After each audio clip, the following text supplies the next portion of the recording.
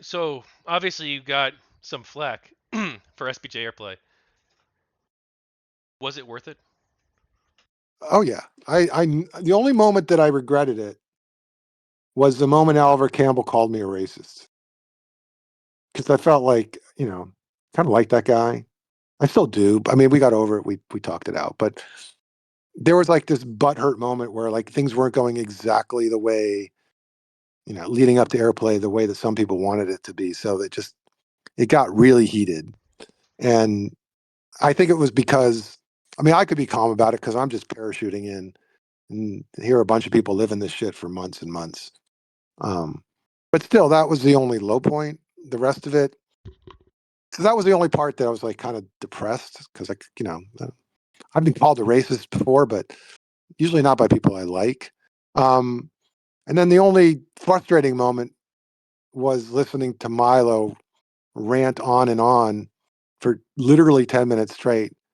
Um, and that was frustrating because we had a conversation, me, him, and Allum Bokhari beforehand, where I said, "You're not going to do that, right?"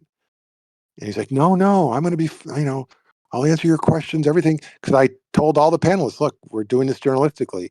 You get asked a question, try to keep it responsive if you can to 2 minutes, and if it can't, actually tell the audience, like, I just need a little more time to explain this because we want everyone to talk." And he just actually steamrolled everyone, and everyone in the audience was yelling at me to let him talk. And I'm like, dude, he's not letting the other panelists talk. This isn't about me as much as it's about the two people sitting next to him having no opportunity to say anything. So that was the most frustrating moment. And so when the bomb threat happened, I was like, oh, thank God, a bomb threat. It's funny you say that too, because I was interviewing someone a couple days ago. I don't remember who said it exactly. I've interviewed so many people in the past few days. I've been like cramming this stuff through, like crazy to try and get it done. But and they were saying that it was glad that they were glad that they weren't glad the bomb threat happened, but they said they were joking and they were like, well, it's kind of a good thing the bomb threat happened because it shut up Milo or something like that. But the funny thing is that like I was on Milo's show before, and I've interviewed him since for something, and he's actually a really smart dude, just chasing the dragon. And I even told him, I said, dude, if you ever just applied yourself to something you actually believed in, you might actually be dangerous. You're articulate, you're funny, you're smart, but you're kind of a dick. And um, I don't know what he was hoping to get out of that. I don't know that he ever really cared about the issues you cared about, Oh, not at all. but he was picked by a panel of people, and in all the comments, I guess they probably picked him for that panel because they thought he would be kind of their mercenary warrior that would defend their point. And really, for 10 minutes, he didn't talk about gaming at all.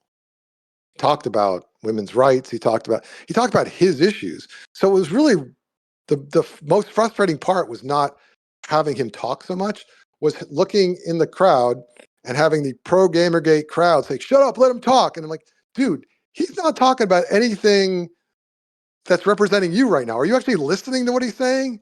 So that was really frustrating. Yeah, I don't use the word grifter very much, but I think it probably applies in this specific instance. I mean, like if you look at his like trajectory, he was like he went from being like a basic bitch conservative, like no offense, like I'm not against conservatives or anything, but like he was like a normal conservative, then he was like a gamer gater, and then he was like a liberalist, he called himself briefly. A classical liberal, and then he became like a far right dude, and then he became like a Christian nationalist. That's his current branding. I recently did a video criticizing him, um, maybe like a month and a half ago, and like he's just now he's like he's if you look at him now he's fallen so far. And Well, so he why used to be like a smart-ish guy. He used to be like maybe he still is. I don't know, but like he was like on the stage like yeah we gotta kill people who disagree with us and we need to only have we need to make America a Christian theocracy to return to the 13th century. Like, he's like a crazy guy. He's like completely nuts. Barry Fuentes and yeah. Well, so why do you think Gamergate proponents picked him? Well, I think that there's Because it probably a wasn't couple just a different few of reasons. them; it was a lot of them in the Yep. comments, in the chats, in the streams. They really wanted him. So it wasn't like 5 people that wanted him; it was like No, 100. no. I think that within a faction of GamerGate, Milo is very popular. That wasn't really the faction Why? I was a part of, but he was seen as this agent provocateur who's going to go in there and destroy the anti-gamergaters and the social justice warriors and like I mean I see the appeal of that. And he used to be like a smart-ish guy. Um so I mean I see the appeal. And my own personal position as someone who was like very much plugged into this stuff was that I think he's probably a grifter, but as long as he doesn't violate any of our ethical rules, the same standards we would apply to any other publication, we should allow him to exist, basically, in this space. But then So, once the pedophile thing came out, I had to condemn him, and I did rightly so. I don't know. I mean, I just really wonder if he believes anything he says. But what's so funny is Allum Bokhari, who was also from Breitbart, he was, I mean, he's a calm guy. He's more libertarian than right. And he really did care because he was the one I dealt with the most for pro Gamergate, like organizing it.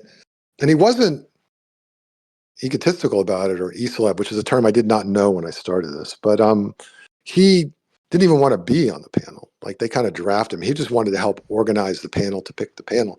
So he really did believe a lot of the things that you believe, and we would debate those for hours sometimes. But I never understood. I understood some of the other people on the panels. I did not understand the Milo choice, and it did strike me that that was a victory for the Gamergate people that maybe cared about Gamergate, but were there because at the time that's where you went if you were anti-social justice warrior. That's just where you were. And what I found really funny about that is that there's a faction of Gamergate people I met who were pro social justice in other facets except gaming. And then there were some that were in Gamergate because they were against all social justice. And I always found that interesting because like I would ask them like, what is social justice to you? Like, what does that mean? And it was always an interesting definition because at some level, everyone is for some social justice. It's like, it's a stupid social justice warrior is just a stupid name catch-all for that. So People we don't trying like, to parse that was funny. ideas we don't like. That's what Yeah, it's that. basically what it is. Like Yeah. that's essentially. So I had to always argue, argue with Gamergate people because just like every other group, I'm like, well, what are you against? Social justice warriors. What's that mean? And then we have to then we're arguing about their definitions. We have to do that before we get back to the central point. For those who were most upset about the journalism, that's what I was on board with. And I had several discussions with other journalists that had written things against Gamergate, gamer journalists.